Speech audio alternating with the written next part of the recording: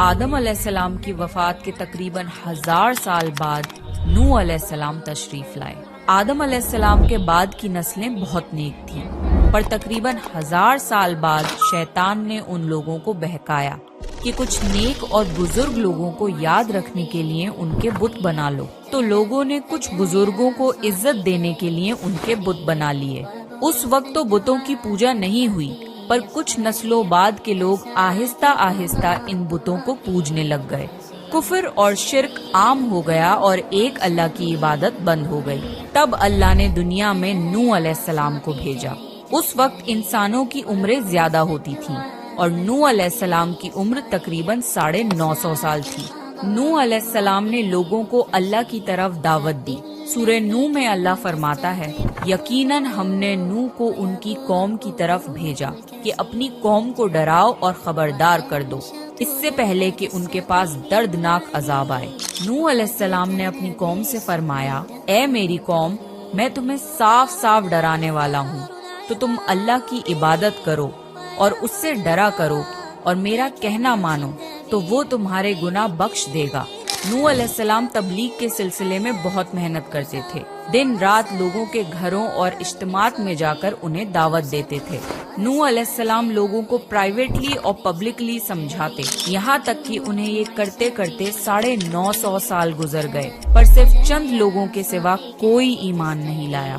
نوح علیہ السلام کی قوم ان کا مذاق بناتی تھی اور کہتی تھی کہ اگر تم سچے ہو تو جس عذاب کا تم ہم سے وعدہ کرتے ہو اس کو لے آؤ۔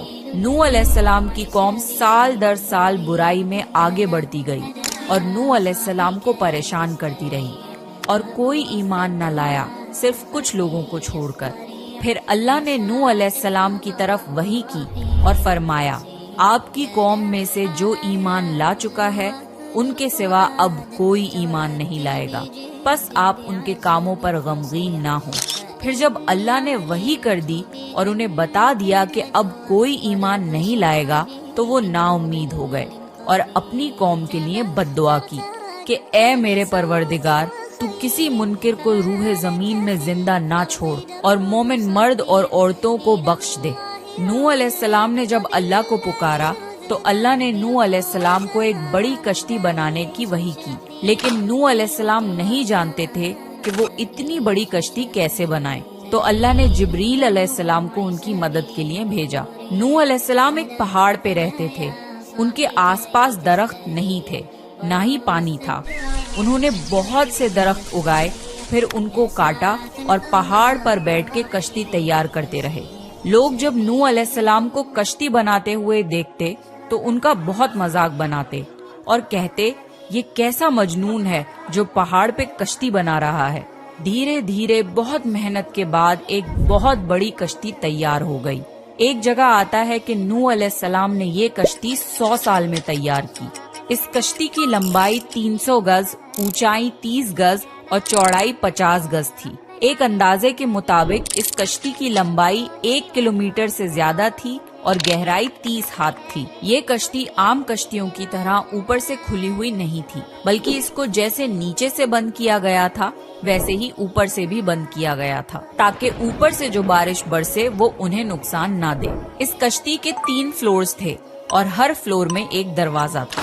اللہ نے نوح علیہ السلام کو حکم دیا کہ مومنوں کو اور اپنے گھر والوں کو اور زمین پر بسنے والے تمام جانوروں کا جوڑا جوڑا اس کشتی میں سوار کر لو۔ پھر اللہ نے آسمان اور زمین میں سے پانی کھول دیا اور سیلاب آ گیا۔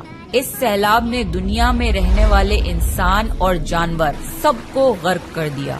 طوفان کا پانی پہاڑوں سے بھی اوپر ہو گیا اور صرف نوح علیہ السلام کی کشتی اس طوفان میں باقی رہی۔ صرف وہی لوگ اور جانور بچے تھے جو کشتی پر سوار تھے۔ اتنے بڑے نبی ہونے کے باوجود نوح علیہ السلام کا بیٹا کشتی پر نہ آیا۔ نوح علیہ السلام نے اسے پکارا کہ میرے بیٹے اس کشتی میں آ جا اور کافروں کا ساتھی نہ بن، لیکن اس نے کہا کہ میں کسی پہاڑ کی چوٹی پر پناہ لے لوں گا جو مجھے اس پانی سے بچائے گی۔ نوح علیہ السلام نے فرمایا کہ آج اللہ کے حکم سے کچھ بچنے والا نہیں، مگر وہ ہی جس پہ اللہ رحم کرے۔ باپ اور بیٹے کے درمیان یہ گفتگو جاری تھی کہ ایک طوفانی موج نے ان کے بیٹے کو غرق کر دیا۔ جب نوح علیہ السلام کے سامنے ان کا بیٹا غرق ہو گیا تو ان کی آنکھوں میں آنسو آ گئے اور وہ پکار اٹھے، اور تو نے مجھ سے وعدہ کیا تھا کہ میرے گھر والوں کو نجات عطا فرمائے گا، اور تو تمام حاکموں میں سے بہتر حاکم ہے، لہٰذا یہ ناممکن ہے کہ تیرا وعدہ پورا نہ ہو۔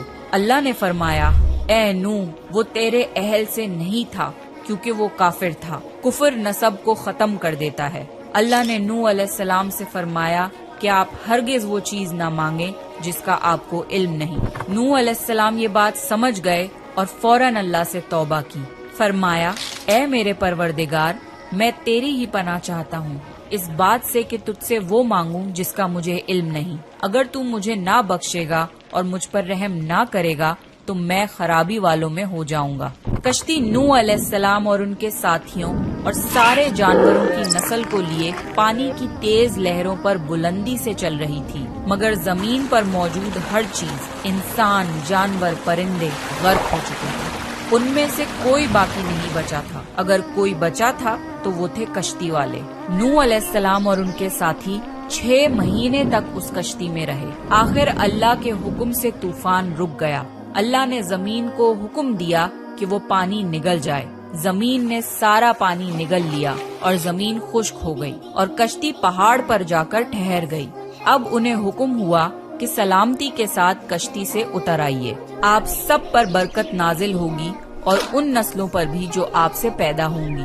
پھر صرف نوح علیہ السلام سے آگے کی نسل شروع ہوئی اور زمین میں ان کی اولاد کے علاوہ کسی اور کی نسل باقی نہ رہی۔ سارے جانوروں کی نسلیں بھی یہیں سے پھر سے پیدا ہوئیں۔ نوح علیہ السلام کے 3 بیٹے تھے، سام، حام اور یافز، جن سے دنیا کی نسل آگے بڑھی۔ سام کی اولاد گندمی رنگ کی تھی۔ عرب ممالک سیریا، فلسطین اور اسرائیل کے لوگ سام کی اولاد ہیں۔ حام کی اولاد کالی رنگت کی تھی۔ افریقہ، ایبوریجنل آسٹریلیا، انڈیا، ایجپٹ اور سوڈان کے لوگ حام کی اولاد ہیں۔ گوری رنگت کے لوگ یافز کی اولاد ہیں۔ چائنا، جاپان، کوریا اور یورپ کے لوگ یافز کی نسل ہیں۔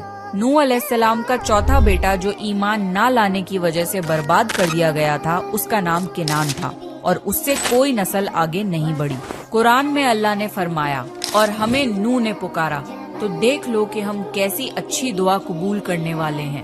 ہم نے اسے اور اس کے فرما برداروں کو اس زبردست مصیبت سے بچا لیا اور اس کی اولاد ہم نے باقی رہنے والی بنا دی۔ طوفان کے بعد نوح علیہ السلام 350 سال زندہ رہے، پھر نوح علیہ السلام فوت ہو گئے۔ نوح علیہ السلام کی کشتی آج بھی موجود ہے۔ ریسرچرز نے ترکی میں اس کشتی کو ڈھونڈ لیا ہے۔ قرآن میں اللہ نے فرمایا، اور بے شک ہم نے اس واقعے کو نشانی بنا کے باقی رکھا، پس ہے کوئی نصیحت حاصل کرنے والا؟ لوگ سٹوریز کو تو ڈینائی کر سکتے ہیں پر ایویڈنسز کو ڈینائی نہیں کر سکتے۔ نوح علیہ السلام کی یہ کشتی ایک بہت بڑا ایویڈنس ہے اس پورے واقعے کا۔